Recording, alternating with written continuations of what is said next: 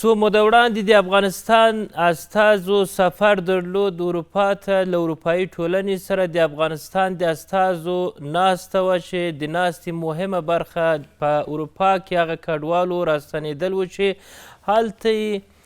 اروپایي ټولنه نه غواړي چې ژوند وکړي. بل اړخ ته د افغانستان او د اروپا ترمنځ د تعامل او د ښو اړیکو مسله وه چې په دغه ناسته کې تاکید په دې کې دی چې څنګه وکولی سي افغانستان او اروپا تعامل ته سره ورسیږي.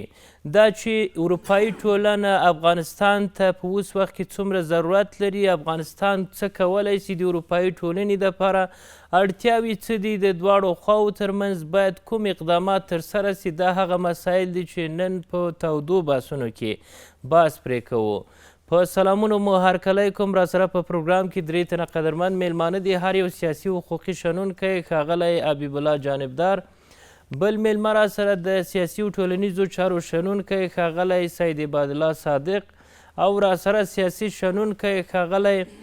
ضابط خان بشرپال. د تاسو درې سرو میلمنو ته ښه راغلاست وایم. پخیر راغلاست پروګرام ته. جانبدار صاحب، تاسو د افغانستان او د اروپایي هیوادونو ترمنځ د اړیکو اړتیا په اړه څه وایاست؟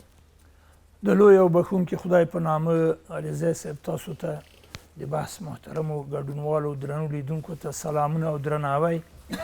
تاسو ته معلومه ده چې اروپا د مځکې په کوره کې د پیشرفت، تمدن، اختراعاتو، اکتشافاتو یو واحد او ټول بشر ته د مځکې په کوره کې منلی یو محیط او چاپیریال ده. اوس اروپا 4.5 میلیونه نفوس لري، یعنې مارکیټ هم کیدای شي د پلور او د پیر دپاره یو پرمختللی محیط او چاپیریال ده. او په همدې ترتیب باندې دا اروپایان چې کله په جګړو کې سره ښکېل و، نن په حقوقي لحاظ د داسې تشکیلاتو ته لاسرسی پیدا کړی چې نه تنها پخوانۍ وینې پرېمینځلې، بلکې نن یې پولې هم یو د بل پر مخ باندې پرانیستې دي او د شنګن پیمان یې امضا کړی. و همداسې اروپایي اتحادیه پارلمان لري، یعنې تقریبا موږ یو کنفدریشن ورته ویلی سو. نو د اروپا نقش په اوس شرایطو کې که ټاکونکی نه ده خو ډېر عمده ده، ځکه چې حتی ډالر یې هم وننګاوه او یورو یې رامنځته کړه. دوی یو عایده کرنسي لري. د افغانستان او د اروپا ترمنځ روابط باید په کوم ډول وي؟ اوس عرض مې همدا ده چې موږ چې چا سره اړیکې جوړوو نو د هغو اهمیت باید وارزوو چې دوی موږ ته کوم منفعتونه لري، کومې اړتیاوې، دا اړیکې څه ډول د متقابل درناوي پر بنسټ باندې څنګه تنظیمېدی سي او د اړتیاوې کومې دي. افغانستان ته اروپا ډیره مهمه ده، ځکه چې ما تاسو ته توضیح کړله چې په نړۍ کې اوس د ټول پرمختګ او تکامل تاج اروپا ده. نو په دې ترتیب سره دا یو ښه خبره ده چې موږ وکولی سو هلته خپل ډیپلوماتیک حضور، د امارت اسلامي ډیپلوماتیک حضور حفظ کو یا ایجاد کو. او همداسې اروپایانو ته، ځکه چې اروپا ته خو مهاجرین ډېر زیات ورځي. په جرمني کې تقریبا 50% د پناه غوښتنې متقاضیان چې دي هغه افغانان دي، او همداسې په نورو اروپایي هیوادو کې. بنا هغوی په لومړي قدم کې خپل امنیت او دویمه مسله اقتصادي مسله ده. خپل اروپایان څومره لیوالتیا لري افغانستان ته چې هغوی د خپل امنیت دپاره کوشش کوي چې دا که په جنایي برخه کې د جرایمو مخنیوی وي او که په تروریستي برخو کې د ځینو فعالیتونو مخنیوی وي، په دې کې دوی لومړیتوب قایل دي. او همدا ډول اقتصادي لحاظه اوس هلته که یو مجرم محکومیږي، د هغه باندې مصارف راځي، هغه په زندان کې چې ساتل کیږي په هغه یو زیات مصرف راځي، او همدا شان دا کوم تضمین وجود نه لري که هغه بیا راخلاصي او بیا د جرم نه کوي. نو بنا یو تعداد اشخاص او افراد چې دوی ورته مجرمین وایي، د هغو د ډیپورټ په اړه دوی علاقمند دي چې هغه ډیپورټ کاندي. نو دغه یا ډیپورټ یا منل یا د ذاتي احوال په ارتباط باندې ځینې چارې چې دا باید تنظیم سي، هلته حقوقي چارې لازمه ده چې موږ د قونسلګریو پرانیسته ولرو، یعنې هلته زموږ قونسلي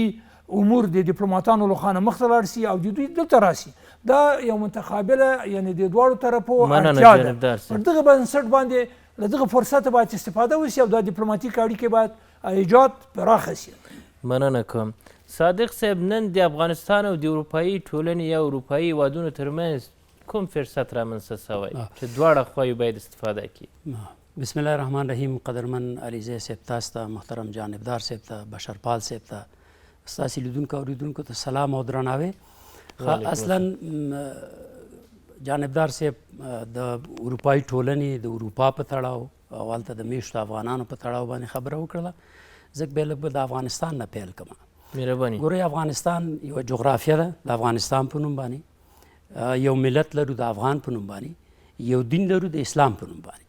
منګه افغانان یو، منګه مسلمانان یو او دې وطن ته خپله مور وایو، د افغانستان دی. دا ارزښتونه باید په پام کې وساتو. دې ارزښتونو ته باید په سپکه هیڅ افغان ونه ګوري، که هغه داخل د افغانستان کې دي او که هغه چېرته اروپا ته ځي یا امریکا ته ځي یا نورې دنیا ته ځي. دا ارزښتونه باید د ځان سره ویسي. نو هلته باید که موږ او تاسو فکر کوو، اسلام موږ ته تعلیمات، اسلامي تعلیمات دي، د هغې الګو زموږ دپاره محمد رسول الله صلی الله علیه وسلم دی. همداسې زموږ د افغانیت خپل کلتور دی، رسم دی، رواج دی، لباس دی، اخلاق دی، تګ راتګ دی، ناسته ولاړه ده. دا زموږ د یو هیواد سره تړلی دی، هغه هیواد افغانستان دی. موږ باید د دې نمایندګي وکړو، که افغانستان کې کوو، که په ډیپلوماتیکو اصولو باندې په نړۍ کې کوو، او که د عادي افغان په توګه په نوره دنیا کې افغانانو په اروپا کې څومره ښه نمایندګي کړې ده افغانستان. لکه ویلی شو چې تر ډیره پورې هغه څوک چې تعلیم ته تللی دي، تحصیل ته تللی دي، تجارت ته تللی دي، مثلا دې مواردو کې پلټنې کړي دي، غوښتي دي چې د افغانستان دپاره، د انسانیت دپاره، د افغانستان د خلکو دپاره یو څه حاصل کړي، یا په تخنیکي لحاظ، یا په طبي لحاظ، یا په اقتصادي لحاظ. دی هغه خپل تاسې ګورئ چې یو شمېر هیوادونه د افغانستان د میهمان نوازۍ په نوم باندې پیژني. معنا دا چې دوی خپل هغه کلتور او رسم او رواج او عنعنات او دین هر څه ساتلي دي، تللي دي هلته، او د افغانستان هر څه د ده په وجود کې متبول ښکاره شوي دي. نو دا څه دی؟ دا زموږ دپاره یو اصل دی. اوس رالو دې ته چې ستاسې د سوال مطابق چې آیا موږ صحیح نمایندګي کړې ده. په تعصب سره یو تعداد هغه خلک چې دلته د یو شمېر قماندانانو، د یو شمېر رهبرانو، د یو شمېر ډلو ټپلو، د یو شمېر وکیلانو، وزیرانو، د یو شمېر حتی به وویو چې حتی د اوباشانو، یعنی عجیب عجیب خلکو دلته که نه، د دوی سره ټوپک و، د دوی سره پیسې وې، د دوی سره زور و، د دوی سره حتی رسمي قیادت راغی، حکومت راغی. یعنی په یوې یوې ولسوالۍ کې په لسګونو او په سلګونو جنرالان منځته راغله چې دا د افغانستان دپاره، د افغانستان د خلکو دپاره، د امنیت دپاره، هیڅ دپاره یعنی هیڅ کومه نتیجه نه ورکوله. دوی د دوی د لاس لاندې څوک یې عسکر و، څوک یې ډریور و، څوک یې باډیګارد و، څوک یې یو څه نه یو څه و. دا خلک چې هلته لاړل، نو دوی آیا دغسې نمایندګي کولی شوه؟ هغه ملک چې هلته قانونیت نه و. نن اروپایان ترې په عذاب دي، دلته یې څه کول؟ د اروپا په اړه به بشرپال صاحب بیا وایي چې هلته دوی څه ترسره کړي، دلته یې څه کول؟ لکه بشرپال صاحب خو بیخي هلته اوسېږي، په افغانستان کې دغه خلکو څه شي کول، کوم کارونه کول؟ نو وایي څه چې دیګ کې وي هغه په کاسه کې راوځي که نه. نو که اروپا ته کاسه ووایو، نو دلته مثال دیګ و. هغه دیګ د څه شي و؟ په ځای د دې چې دا سم روزل شوي وي، سم تربیه شوي وي، دوی د افغاني اصولو په بنیاد باندې، د اسلامي ارزښتونو په بنیاد باندې، د افغانستان ته د ژمنتیا په بنیاد باندې، د تعهد په بنیاد، د تخصص په بنیاد دوی دلته روزل شوي وي، دوی دلته کار کړی وی او د دوی د افغانستان نمایندګي کړې وی، افغانان وی، د افغانستان دپاره یې کړنې کړي وی، ګټې افغانستان او افغانانو ته رسېدلې. نو دوی خو دلته هغه څه ونه کړل که نه. تاسې ولیدل دوی د 48 هېوادونو نمایندګانو په حقیقت کې په دې خپل هېواد کې، یعنی که هغه ولسوال نه ونیسه، که والي و، که وکیل صاحب و، او تاسې اوس ګورئ هر څه. دا چې هلته دوی څه کړي دي موږ یې هم وینو، دغه اجتماعي پاڼو کې چې نن ویل کېږي چې دوی خلافکاري کړې باید له اروپا څخه وایستل شي. په افغانستان کې کوم خلافکاري ترسره کړې؟ که دا یوازې ترافیکو نه پوښتنه وکړئ، دا بیچارهګان به ډېر درد سرد ولري که نه. یعنی هغه قماندان صاحب به شاته ناست و او هغه ډریور به یا باډیګارد به راکوش و، د ترافیک به د غړۍ نه نیولی او د یو ترافیک هغه فورم و نشان چې کوم دی، یا جګړن یا ډګروال یا یو ضابط صاحب، د ده دا فورم شکول یا د ده خولۍ لاندې ځمکې ته ولیدل. جانبدار صاحب هم مشر دی او همداسې بشرپال صاحب. دوی نه دا پوښتنه وکړه چې د یو سایمان صاحب خولۍ ځمکې ته پرېوتل، د هغې هغه مقابل لوري ته څونه لویه جرمانه وه، څونه لویه بېعزتي ده ته اوښته غوښتله فرم و نشان د هغه شکول درته څونه لویه بېعزتي وه دا د وکیلانو ونه کړل ښځو ونه کړل چې ډېره داسې عاطفي جذبه باید یوه ښځه ولري هغوی دا کار ونه کړ دوی د ترافیکو سره څه وکړه دوی د پولیسو سره څه وکړه دوی د هغه ځای کې چې به څوک چوکیدار و د هغې سره دوی راویڅوه دوی هغه ډېر عادي عفه غواړم هغه د نوبت او بې نوبتۍ په لحاظ باندې چې دوی باید یو کلتور یو رسم دی که د ډیموکراسۍ په بنیاد وي که د جمهوریت په بنیاد وي که د ټاکنو په بنیاد وي که یو نوی نظم وي یو نوین نظم وي دا د وړاندې کوو دا په دې شکل و نو دی هغه تاسې وګورئ د یو دیوال ناخوا دېخوا ته زموږ د جمهوري ریاست ټاکنې په کوم شکل کې وي یو مولوي صاحب دنه یو طرف نه تعهد اخیسته چې زه د افغانستان خدمت کوم دغه دیوال ناخوا ته دغه بل مولوي صاحب بل ورور ته ویلی چې زه هم د افغانستان خدمت کوم آیا دا جمهوریت وایي دا ډیموکراسي یعنې هېڅ یې متبلور نه کړل نه په خارج کې نه په داخل کې دا خلکو چې هلته لاړل بالاخره اروپایانو دوه سپېږمو ته راوستل مننه کوم بشرپال صاحب اروپایي ټولنه کم ډول افغانان باسي له اروپا څخه د لوی او بخونکي خدای جل علا شانه په پاک او سپېڅلي نامه علیزی صاحب تاسې ته ستاسې تخنیکي همکارانو ته د ننني درانه باس درنو میلمنو ته صادق صاحب ته جانبدار صاحب ته او د افغانستان عزتمن ولس ته سلامونه او نیکې هیلې وړاندې کوم وعلیکم السلام تاسو له ډېرې ښې موضوع سره تماس ونیو او هغه په دې خاطرم چې اروپایي ټولنې زموږ د یو شمېر کډوالو چې په حقیقت کې سړی هغه مجرمونو ته چې دوی تشخیص کړي دي کډوال هم نشو ویلی خو د دغه لیدنې په رابطه کې یا د دغه ډیپلوماټیک ارتباط په رابطه کې چې افغانستان له اروپا سره درلود متاسفانه یو شمېر معلوم الحالو کړیو او هیوادونو افغان دښمنه کړیو دلته او افغان دښمنه هیوادونو کوشش وکړه د دې لپاره لابیګري وکړه چې حتی دا سفر ونه شي او دا د دې لپاره چې د اروپایي ټولنې رابطه له افغانستان سره همداسې خراب پاتې شي کوم کسان چې ایستل کېږي له اروپا څخه دا څوک دي دا ولې راباسي زه همدې مسئلې ته راتللم اروپایي ټولنه له همدې اندېښنه لري چې افغانانو چې دلته کوم ژوند کړی او کومه تاریخچه لري هغه لله الحمد افغان او د مسلمان له نامه نه ډېره روښانه او د ټول بشریت او ټول اروپایانو دپاره د منلو وړ ده اما متاسفانه هر یرغل له ځان سره خپلې نیمګړتیاوې او خپل دغسې پرابلمونه او مشکلات لري لکه زموږ په هیواد کې چې د شل کلن یرغل نه وروسته کومه فتح راغله او خپلواکي افغانانو واخیسته یو تعداد کسان چې هماغه وخت کې د ماغه رژیم د لاسپوسو او یا د هغو د نوکرانو له جملې په تیاره کې تللي وو او په تیاره کې بیرته راغلل دلته او هماغه فرهنګ د کومې چې افغانستان خلکو ته په ښارونو کې په خاص ډول په کابل کې په هر کال کې او په هر ورځ کې او په هر اونۍ کې په ننداره خود هغه دلته هم ځان سره راوړ او دلته دغه ټولنه لکه څنګه چې جانبدار صاحب ورته اشاره وکړه اروپایي ټولنه په نننۍ نړۍ کې داسې یوه ټولنه ده چې هغه د فرهنګ هغه د کلتور هغه د ډیموکراسۍ هغه د سړیتوب هغه د پرمختګ لپاره هغوی کلونه زحمت ایستلی دغه کسان چې دوی وباسي هغه کسان دي چې دغه ډیموکراسۍ ته دغه تکلیف ته دغه زحمت ته چې دوی ویستلی دی او دغه پرمختګ چې دوی د خپلو وینو په تویولو باندې او د خولو په تویولو راوستی هغې ته ضرر رسوي دوی دلته قانون لري دوی دلته کلتور لري دلته فرهنګ لري دغه تعداد کسان چې هغوی نه د افغانیت نوم سړی ورکولی شي او د مسلمانۍ نه هم لرې دي دغه ډول کسان چې دلته دغسې جرمونه کړي چې د یو افغان په نامه زه پې شرمېږم چې زه تاسو ته ووایم چې دوی څه جنایت کړی دی نو دا خلک خو چې هر چیرته وي باید هر مملکت یې د خپل مملکت وباسي، نو خپل هیواد او خپل نظم خو به پرې نه خراب. افغانان څومره له دغه خلکو خوشحاله دي چې باید وایستل سي له اروپا څخه؟ افغانانو دلته د ځان دپاره لکه څنګه چې په خپل هیواد کې یو منلی او سپېڅلی کلتور او فرهنګ لري، په همدې ډول دلته خپلې ملي او دیني ورځې او خپل کلتور او فرهنګ ساتلی دی. د یو مهذب ملت په حیث باندې دلته د اروپایانو سره د دوی د دې ښېګڼې په مقابل کې چې دوی ته پناه ورکړي، دوی ته ځای ورکړی، دوی ته بیمه ورکړي،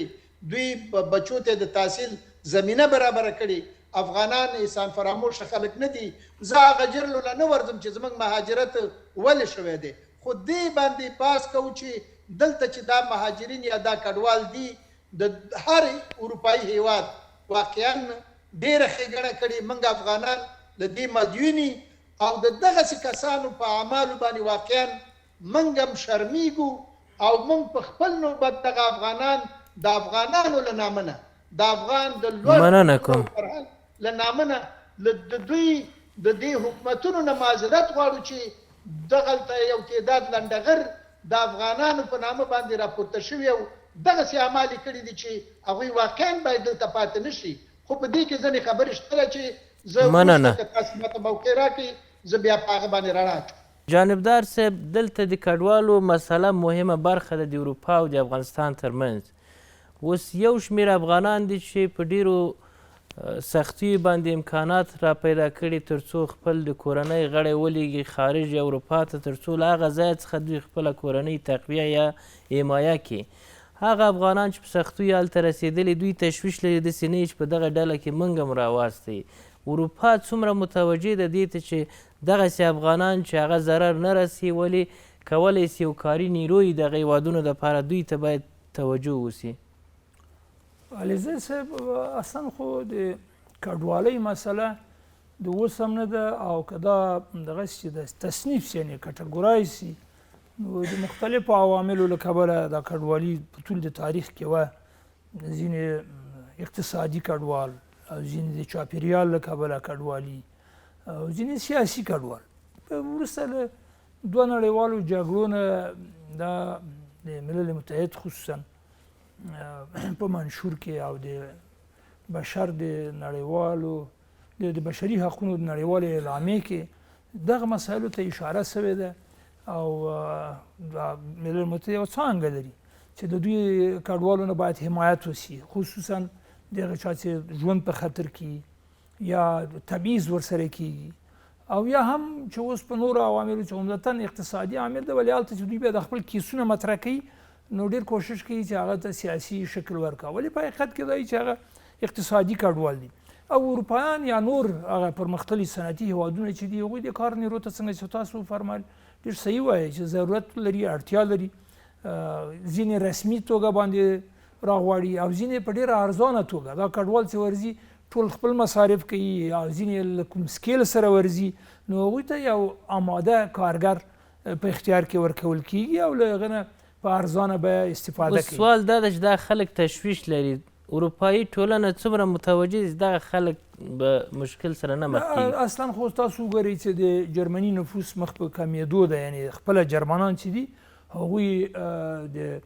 اولاد راوړلو ډېر هڅان نه دي ورته، لکه په روسیه کې هم داسې یو جریان روان ده. نو بنان دوی هغه د ټولنه یې ډېره زړه ده، یعنې سپین ږیري ډېر لري،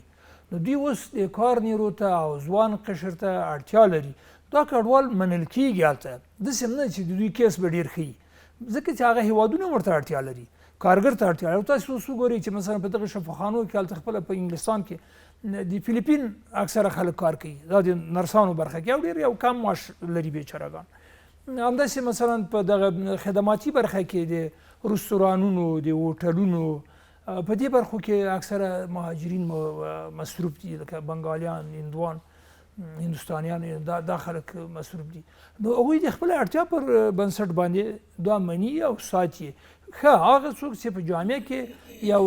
اختلال یا یو بېنظمي رامنځته کوي یا یو خراب عادت لري نو هغه طبیعي خبره ده چې دوی بشرپال صاحب واضح نه کړله خو تاسو هم په لندن کې اوسیږئ هلته دغه افغانان چې نن اروپا په عذاب ده ته څه کوي هلته چې دوی لامل د دې څه چې باید وایستل سي نه یو تعداد څنګه چې دوستانو ویلي او بشرپال صاحب ویلي یو تعداد هغه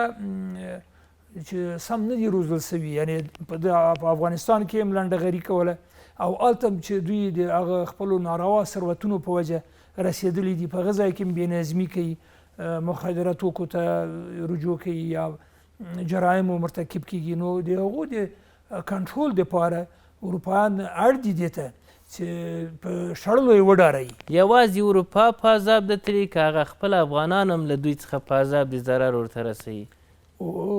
اخو نو طبعا یو مجرم چې ده هغه ته دا مهمه نه ده چې دی د انګریز کور لوټي که د افغان ده ته دا مهمه ده چې چېرته ډېر ثروت ده چېرته ډېر سره دي چې دی ور واوړي او هغه لوټ کړي یا مثلا د موټرو جرایم دي ترافیکي جرایم دي او تجاوز جنسي تجاوز یعنې دغسې ځینې اعمال دي چې هغه ټولنه کې ورنه خلک هغه کوي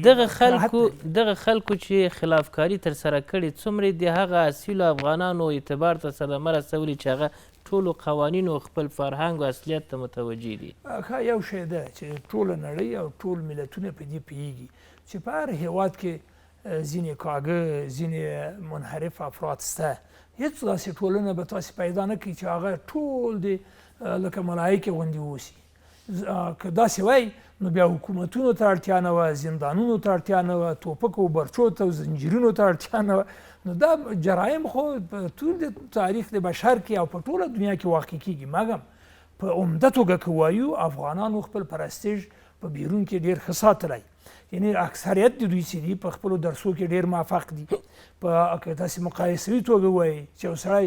یوه نوې ژبه زده کوي یو نوي محیط ته ورځي او هغه هلته راځي چې لومړی مقام کسبوي یا حد اقل عالي مقام کسبوي دا د قدر وړ دي ډېرو یې هلته پارلمانونو ته لاره پیدا کړې او ځینو یو داسې تخصص پیدا کړی چې خپله د هغه ځای خلک ورته ګوته په غاښ دي نو افغانان د ویاړ خلک دي یو نیم منحرف چې ده هغه که دلته افغانستان کې وایي د حکومت نیوه بندي کاوه جزا ورکول او که هلته وي جزا به ویني نو داسې یو ترتیب ده خو څنګه دا کنسولي و چارې تنظیم سي چې هم د چا حقوق ضایع نه سي ځکه هغه مجرم هم حق لري یعنې که یو انسان جرم کوي هغه په دې معنا نه ده چې نو په هر څه چې په هغې کېږي ونیسي خو هغه مجرم هم د قوانینو مطابق باید مجازات سي نو بنان دغه کنسولي چارې چې د افغانستان هلته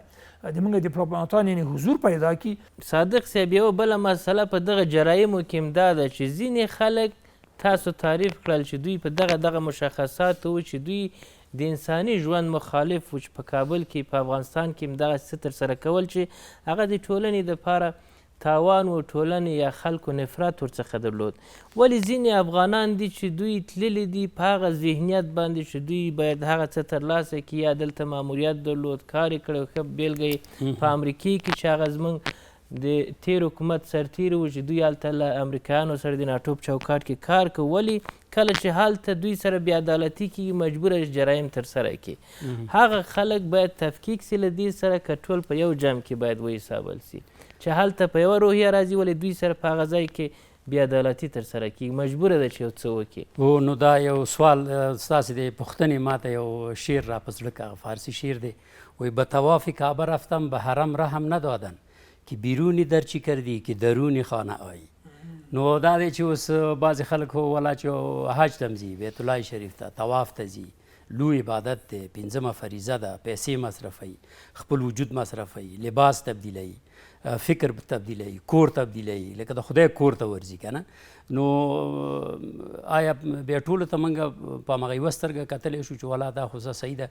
خو د خدای په نسبت څنګه څوک حاجي دی او څوک نه دی که نه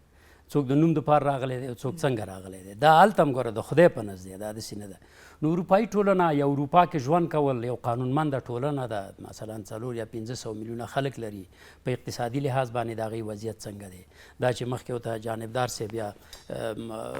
اشاره وکړله چې د دوی عمرونه بعضې وضعیت شوي دي او دوی غواړي چې نوی خلک ولري نوی نسل ولري بشري قوه ولري د هغوی سره باید تعامل ولري او دا چې موږ څومره ساتلی شو خپل کلتور خپل رسم خپل رواج خپل افغانیت خپل اسلامیت نمایندګي وکړو موږ هلته د خپل هیواد نمایندګي وکړو اوس چې هلته هغه خلک وایي چې زه افغان یم نو بیا به څه نمایندګي وکړي هلته چې د خپل هیواد نه د خپل ملت نه او حتی د خپل دین نه و چې اخلاقي لحاظ باندې بعضې کړنې ترسره کوي، نو آیا دین د دې جواب ورکوي، دغه ورکوي، اجازه ورکوي؟ آیا دغه خلک دې ته نه ګوري چې دا شخص دا ګورئ دا جرم خو یو فردي معامله ده که نه، هغوی بیا دې ته نه ګوري چې دا فردي معامله ده. ځکه یو وخت د اروپایانو ډېر مخکې بعضې داسې اوباشان او بدماشان د دې خپلې خاورې نه د اروپا نه وایستل او یوې جزیرې ته یې ولېږل. هغه جزیرې نوم انګلستان شو او هغه خلکو بیا څونه بدماشي وکړله چې په ټوله دنیا باندې تقریبا حکومت وکړ. د امریکا نه ونیسه او د استرالیا پورې او آسیا او هندوستان او په سوونو کال یې حکومت وکړ که نه. نو دا دی چې دوی اوس باید هغه تاسو چې مخکې پوښتنه وکړله چې بې تفکیکه نه اوسي که نه، داسې کلاسیک دوه رقمه مجرمین دي. یو اداره کوي آلات باید داسې یو څه وکړي چې یو رقم په یو ذهنیت راځي هلته بل څه ورسره کېږي، یو هغه چې عادتا یې کار وي. دا اوس د دوی عادت شوی دی، دوی معتاد شوي دي. موږ دلته د هغه شدیدو معتادینو دپاره مرکزونه لرل، د امید په نوم یو شفاخانه هم درلودله چې هغه هم غوښتل چې د دې حالت نه دا معتادین راووځي. معتادین چې 400 500 یا 1000 2000 یا 10000 کسان د احتیاط نه راووځي او عادي ژوند ته راګرځي، هغه هم پاکستان وډبول که نه. خو دا هم د هغې شاګرد دی. هغه ویل چې ته څنګه دا راغې، ته څنګه دا جوړې، ته څنګه دته د صحت غمې کې او دته مرکز لري چې هلته سپورت کوي، والیبال کوي. موږ ورغلي وو که نه، دا هم د والیبال ځای و، دا هم د فوټبال ځای و، دلته هم کرکټ کوو، هغه هم توامخانه وه، دا هم درسخانه وه، دلته هم خیاطي کوله. دا کول تر څو چې موږ دا فکر بدل شي که نه، په یو محدوده کې د دوی فکر بدلو. نو هلته هم یوه لویت براعظم دی، هغه داسې دی لکه یو هیواد چې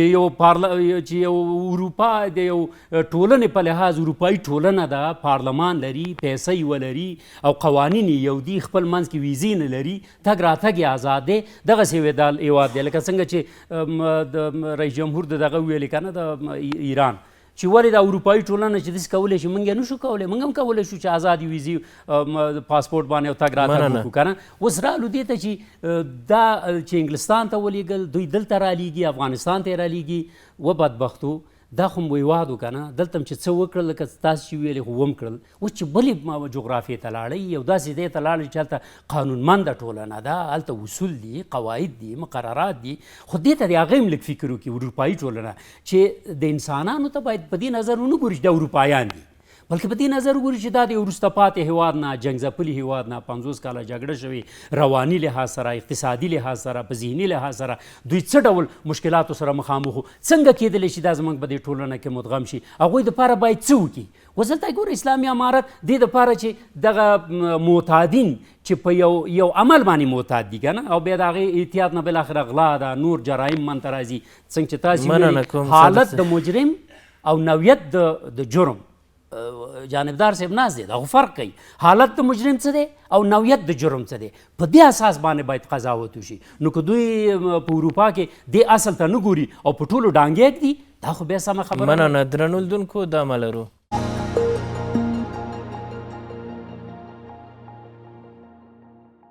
بیا هم بخیر رالاست. بشرپال صاحب، د افغانستان او د اروپایي ټولنې ترمنځ د کډوالو مسله یو مهمه موضوع دا ده چې هلته په اروپا کې افغانان دي، دوی که چیرته ستونزې پیدا کوي، په اوس وخت کې ستونزې څه شي دي چې دوی رسیدګي نسي کېدلی د دې مشکلاتو ته تر څو د افغانانو خبرې واورېدل سي. که چیرته د کډوالو دپاره کار کیږي، کوم مسایل دي چې هغه باید اروپایي ټولنه پام ورته وکړي؟ بله قدرمن رضا صاحب، دا ډیره زیاته مهمه ده چې دلته تقریبا په اروپا کې د 1 میلیون زیات افغانان ژوند کوي، او دا ټول افغانان په یو ډول نه یو ډول قونسلي خدمتونو ته اړتیا لري. او دغه کوم سفر چې وام شه، ما مخکې تماس ونیو چې دا واقعا د افغانانو دپاره، هم د اسلامي امارت لپاره، هم د اروپایي ټولنې لپاره، نه تنها د کډوالو په برخه کې بلکې دا په عمومي ډول باندې یو ډیر مثبت قدم و. دې نه باید هم اسلامي امارت دا چانس له لاسه ورنکړي او هم اروپایي ټولنه له لاسه ورنکړي، ځکه دغه 1 میلیون افغانان چې دلته ژوند کوي، دې کې دغه اکثریت دلته تعلیم کړی، دلته تحصیل کړی دی، دلته دا کدرونه دي. دغه کدرونه هم یو پل جوړېدلی شي د افغانستان او د اروپا په منځ کې، لکه څنګه چې د نورو هیوادونو دلته راغلي. د مثال په توګه دا اوس زمونږ ښاروال د لندن دغه د پاکستان یا د کورنیو چارو د وزارت وزیره د پاکستان ده، یا مثلا د اتې صدر اعظم د هندوستان، یعنی اصلي دغه د هندوستان. نو دا په هر ډول چې وي یو ډول دغه لري، یعنی یو عاطفي یو انساني رابطه ایجادیږي او دا د دواړو هیوادونو دپاره مرسته کوي. زه غواړم دغه ځای کې یو ټکي ته مهرباني د اشاره وکړم، هغه دا چې کله چې دا سفر وشو دلته دغه افغان دښمنه هیوادونو او افغان دښمنه اشخاص او ټولنو چې د افغان نوم باندې سړی ورته شرمیږي ډیر کوشش وکړي چې دغه رابطه تامین نشي، ځکه دوی په دې پوهېدل چې که چېرته دا رابطه تامین شي دا د افغانستان او د اروپا په منځ کې یو روابط ایجادیږي او دا روابط دا افغانان چې دا اوس کومه سرګرداني لري تاسې باور وکړئ چې واقعا ډیر زیات سرګردانه دي افغانان د دغه قونسلي خدمتونو د نشتوالي له امله. مشکلات څه دي چې هغه ته باید رسیدګي وشي؟ عملا کله چې قونسلي خدمات باید ترسره سي افغانان چیرته ځي؟ د قونسلي خدماتو د سرته رسیدو لپاره خو دا اوس افغانان په اروپا کې یوازې جرمني دی او نور داسې ډیر کم خدمات هالند او اسپانیا وړاندې کوي چې هغه داسې چندان ډیر د توجه وړ نه دي. مشکل دا دی علیزی صاحب چې دلته قوانین دي، که ته چیرته اسناد ونه لري ته جرمني ته سفر نشي کولی، او که کله دا په ایمیل او په دغه باندې کې په مکتوب باندې کې دا دومره وخت په دربر کې نیسي چې دلته ستا وخت تمامیږي ته بیا د هغه امتیازاتو نه برخه ګټه نشي اخیستلی. نو د دې لپاره لازمه ده لکه پخوا چې وو چې په هر هیواد کې یو ډیپلوماټیکه نمایندګي سفارت موجودي او هغوی قونسلي خدمات وړاندې کوي. مثلا پاسپورت دی، یو شمېر افغانان په افغاني پاسپورت کې ویزه ورکوي، که افغاني پاسپورت ونه لري ویزه په چیچ کې ورکوي. د مثال په توګه تذکره پکار ده، که تذکره ورته دا قونسلي خدمات ورنکي دوی نشي کولی چې د هغه هویت تایید کړي. د بلې خوا نه مثلا هغه دلته د نشنلټي پروګرام دی یا مثلا نور خدمات کې چې هغه تثبیت کړي چې دا افغان دی که نه دی، په دې کې به دی باندې کلونه تیریږي او د ډیر سخت مشقت او مشکلات سره مخامخ کېږي. نو د دې له امله پکار ده چې قونسلي خدمات ډیپلوماټیکي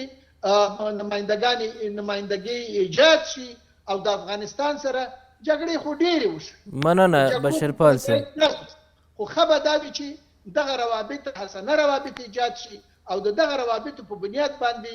نور راتلونکي ډېر ښه پروګرامونه چې د ملتونو په منځ کې کېدلی شي یو بل ته ګټه سره ورسوو دا ایجاد شي. نو د دې له امله دا ډېره مهمه ده. د دې په خاطر باندې پاکستان مخکې دی نه چې دا سفر وشي دلته وزیر د خارجې راغی او لابیګري د دې دپاره کوله چې دا سفر باید ونشي او د دې سفر نه وروسته متاسفانه چې حتی د همدغه استخباراتو دغه اکاونټونو او دغه افغان دښمنه ډلو کوشش وکړي چې دلته افغانانو ته داسې یو تشویش ایجاد کړي چې حتی کسان چې مننه بشرپال صاحب هغوی باید په دې ویره کې شي چې موږ بیرته لیږل کېږو. وایي طالبان راغلي او دغسې یو قرارداد امضا کړی. ښه دا ده چې دې په هکله باندې هم نظام او هم دغه شنونکي چې ورته معلومه ده دا مسله ښه وضاحت ورکړي تر څو افغانان د دې تشویشه چې اوس یې ورسره ایجاد کړی دی دغه دښمنانو دا د منځه لاړ شي. درنو لیدونکو دمه لرو.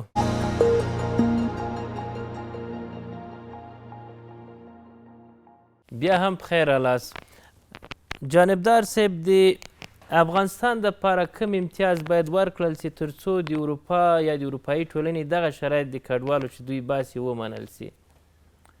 علیزی صاحب دا خو د مذاکراتو هغه منځپانګه بللی سو چې افغان لوري ته دوی باید ځینې امکانات ورکړي تر څو پورې چې اروپایان هم خپلې ګټې تامین کړي. یعنی افغانستان کولی شي چې د کډوالۍ په برخه کې له اروپایانو سره مرسته ولري، کومک ولري، کولی شي د مخدره توکو د مخنیوي په برخه کې د اروپایانو سره مرسته ولري ځکه چې د اروپا هم راځي او له آسیان هم دا توکي انتقالیږي او همداشان په امنیتي برخه کې تاسو وینئ چې دا د داعش خطرونه اروپایانو ته یا نورو هیوادو ته متوجه دي او الحمدلله اسلامي امارت په دې برخه کې ډېرې ښې لاسته راوړنې لري. نو په اقتصادي برخه کې، په امنیتي برخه کې، په حقوقي او د کډوالۍ په برخه کې، په دغه عرصو کې افغان حکومت چون له اروپایانو سره مرسته کولی شي، متقابلا توقع دا ده چې اروپایان هم د افغانستان په داخلي چارو کې غرض ونه لري او د موږ ډیپلوماتان ومني، دلته د پانګونې دپاره زمینه مساعده شي او نور تخنیکي همکارۍ کوم چې دوی امکانات لري هغه له موږ دریغ نه کړي. دا هغه لومړنۍ او بنسټیزې خبرې. ضرورت کومه خوا ډېر لري، اروپایي ټولنه که افغانستان دوی ته په اوس زه وخت فکر کوم چې د اروپایانو اړتیا به ډېره زیاته وي، ځکه چې هغوی آسیب پذیره دي د امنیت له لحاظه. هغه د داعش د نقطې نظره تهدید لاندې دي، د کډوالو له نقطې نظره بیروي کډوالي ده چې هغوی غواړي کډوال جذب کړه، لیکن د خپل ضرورت مطابق او کوم خلک چې هغه سکیل لري یعنی ممارست لري د هغو د جلب، نو دا د دوی اړتیا ده. یعنی د اروپا د امنیت مسله ده، د کډوالۍ مسله ده، د مخدراتو کو چې هلته په کورنۍ او فامیلونه یې تباه کړه، د دې او د کنټرول خبره ده. هلته خو داسې ټوله نه ده لکه په افغانستان کې چې امیرالمؤمنین امر وکړ چې تاریاک بند په ټول هیواد کې کوکنار کرل بند شو. یعنی هغه ځای کې خو چون هغه دیموکراسۍ پر مبنا باندې چې دوی وایي مشکلات زیات دي. دا نه ده چې په اروپا کې ژوند بالکل په داسې مدینه فاضله کې چې اصلا انسانانو ته ټول سوالونه حل نه، هغوی اړتیا لري. نو په اول قدم کې د هغو اړتیا ده چې د موږ ډیپلوماتان مني او په دویمه برخه کې به د موږ اړتیا هم ده. که شرایط دا وي چې په هر سفارت کې باید د افغانستان یو ډیپلومات ومنل سي، د دغه مسلې په بدل کې دا شرط باید اروپایان څومره ومني؟ نه تنها اروپایان په لومړي ګام کې باید په دیفکتو توګه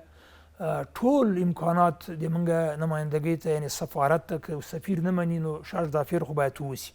او طبعا د قونسلي چارو دپاره هم باید دیپلوماتان ومني، نه یو نفر، ځکه یو ټیم هلته باید ووسي. دا د هغو په ګټه ده او زموږ. او په دویم ګام کې باید افغانستان سره بشپړې ډیپلوماتیکي روابط ایجاد کړه، ځکه چې سوال څه شی ده، ته چې د چین سره بشپړ روابط لري، هلته هم یو ګوند په قدرت کې ده. که تاسو وایي چې نه ډیموکراسي معیار ده، نو دا ډیموکراسي خو په ډېرو هېوادو کې نشته، ولې دوی اړیکې ورسره لري، له سعودي سره لري، له چین سره لري، له کوریا سره لري او پلس او داسې نور هېوادونه. بیا د هر هېواد هغه د ملي حاکمیت معنا دا ده چې هر حکومت یا هر ملت حق لري چې څه ډول یو سیستم ځان ته جوړ کړه. په افغانستان کې دغه د انتخاباتو مسله دا یو لکچري خبره ده،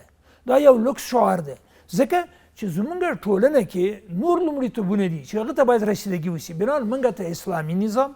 د شریعت تطبیق، دا د موږ د ټولنې د نظم، ډسپلین، د سولې دپاره یو اړینه خبره ده. اروپایان باید دا درک کړي او د موږ ډیپلوماتان چې هلته ځي دا باید ورته توضیح سي او افاده یې کړي ورته. صادق صاحب باز پای ته رسوو. یوه مهمه مسله دا ده، فکر نه کوي دا خپل یو تشویش د هغه افغانان چې پرون خپله په افغانستان کې افغانان له دوی څخه په عذاب وه، دوی هغه څه کول چې هغه د افغاني ټولنې خلاف و د روحیې. افغانانو نه غوښتل چې دغسې یو څه باید ترسره سي چې د دوی هر څه صدمه وګوري. نن اروپا ته تللي اروپا یې بیرته موږ ته رالیږي. دا څومره تشویش ده چې بیا به افغانستان له دغسې یو مشکل سره نه مخ کیږي او که راځي باید په څه ډول مدیریت سي؟ ګورې علیزی صاحب داسې دی، دا خدای پاک د انسان په وجود کې یوه محکمه ایښې ده پرته ده که نه، چې هغه د وجدان دی. دا هر انسان په انفرادي لحاظ باندې د اسلام ډیر تمرکز په همدې باندې دی چې دا انسان په خپله ذاتاً دا اصلاح شي. ځکه د قرآن آیت دی چې لقد جئتمونا فرادا کما خلقناکم اول مره. دا ګوره ډېره لویه فلسفه لري چې خدای وایي چې تاسې به د قیامت په ورځ ماته دا چې افغانان دي، عربان دي، عرب دي، عجم دي، اروپایي دي، داسې ټولنې او ډلې او ټپلې او احزاب به د خدای په مخ کې نه ودرېږي چې د هغې نمایندګي لکه دلته چې مولوي صاحب جومات کې ولاړ او د ټولو نمایندګي کوي، د الله په مخ کې خبرې کوي. هلته به داسې نه وي. لقد جئتمونا فرادا، فرادا فرد به ماته راځئ. اوس دغه مسلې ته که راځو، دا خلک هلته جرایم کوي، پرون په کابل کې کول، دا کرالیګي په کوم اساس معیار باید څه وي او څنګه مدیریت سي؟ معیار باید دا چې حالت د مجرم څه دی، نوعیت د جرم څه دی، دا سړي دلته څه ډول جرم کړی دی، څه نوعیت دی د جرم، او د دې مجرم حالت څه دی، آیا دا رواني دی، آیا دا نور مشکلات لري، آیا دا شاته یو بیکګراوند لري. دا باید وڅېړل شي چې افغانستان کې دې خلکو څه ډول جرایم کړي دي، په کومو جرایمو کې ملوث وو، او دا کله کېږي چې ته خو د افغانستان سره رابطه ښه ده ولرې. چې افغانستان ته راسي دا خلک که نه افغانستان ته راشي که راویلېږي ښه ده که نه؟ نه اوس خو هغوی خو رالیږي، نو دا خو زموږ پورې اړه نه لري چې موږ ورته وایو ځه مې رالیږه، که نه په کار خو دا وه چې د دوی سره هلته تعامل شوی وی، هلته کتل شوي وی، هلته د دوی وضعیت او حالت کتل شوی وی چې دوی څه ډول جرم کړی دی، نوعیت د جرم یې څه دی، حالت د مجرم څه دی، دا یې باید کتلي وي چې آیا دوی ادغام کېدلی شي دلته په دې ټولنه کې که نه شي کېدلی. دا خو بیا د فرداً د شخص پورې هم اړه لرله چې دغه خلک چې دوی راباسي ښه ده چې راوي باسي که نه؟ نو ښه خو په دې ده چې دلته یو عمومي عفو اعلان شوې ده او دې خلکو د دې نه هم استفاده ونه کړله. دوی مثلا په سیاسي لحاظ باندې ملحوظاتو باندې چې هلته یې ځان ته کیسونه جوړ کړي دي چې دلته ماته مشکلات دي، وسړی هلته ډېر غټ غټ خلک اوسېږي، ولا که چاته مشکل غټ غټ خلک موږ او تاسې پیژنو، په دې ټلویزیونونو کې څرګندېږي، حتی د مؤسساتو سره او غټو غټو خلکو سره خبرې اترې کوي آزادانه. دوی دلته دا خلک راځي باید څه ډول مدیریت سي دلته؟ دلته ډېر اسانه مدیریت کېږي، مدیریت هلته هغوی نشو کولی، ځکه دوی دلته فکر کوو چې دلته خو یو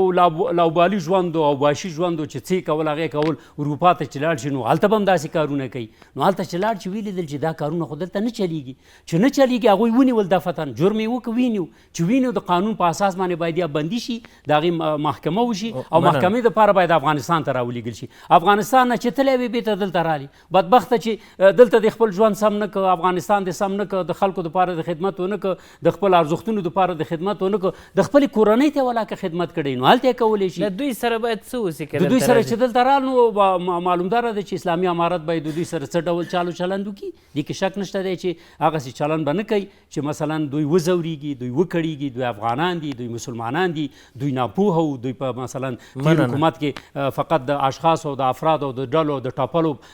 تر شا کړنې کولې. اوس دلته یو ملت دی، دلته حکومت دی، دلته قوانین دي، شرعي قوانین دي، اوس باید دلته د دوی سره انشاءالله هغسې رویه نه کېږي لکه دوی چې فکر کوي چې موږ ګواکې بندیخانې ته ځو. نه دا بندیخانه نه ده. که ویره دا وي چې بیا جرایم دلته ترسره نه کړي، دغه اصلي سوال ده چې څه باید ورسره وسي. نو دلته خو ښکاره خبره ده چې شرعي اصول دي او پولیس شته دی،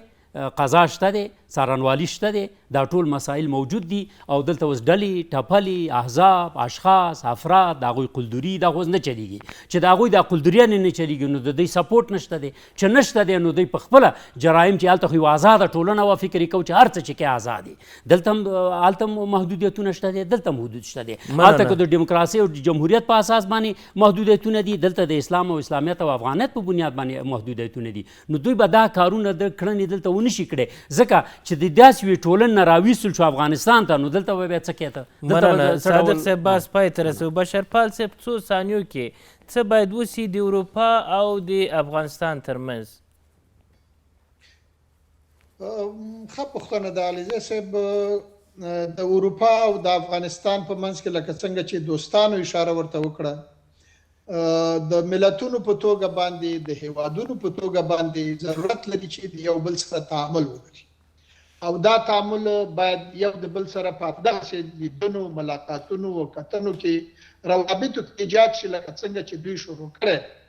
دغه ته باید ادامه ورکړي او د دغه د ادامې په نتیجه کې باید سیاسي نمایندګیانې ایجاد شي او دغه ستونزې چې کومې دوی د افغانستان نه احساسوي یا افغانستان د دوی سره لري، هغه غیر له دې چې د میز په سر خبرو باندې حل و فصل شي، د دواړو ملتونو په ګټه همدا ده چې دوی باید د بلې خوا مننه بشرپال صاحب. 1 میلیون مهاجر چې دي، د افغانان چې دي، د 20مې پیړۍ ټکنالوژي ورسره ده، عالمانو سره دي، هوښیارانو سره دي، د کار خلک ورسره دي. افغانستان لوټي لوټي شوی دی، افغانستان بیا جوړول. مننه بشرپال صاحب. د دغه هیوادونو مرسته پکار ده او د دې افغانانو پکار ده دا روابط کولی شي چې دغه مرسته رامنځته کړي. مننه کوم بشرپال صاحب، صادق صاحب، جانبدار صاحب. درنو لیدونکو، تاوده بحثونه پر همدې ځای پای ته رسیږي. د خدای په امان. له لیدلو مو مننه.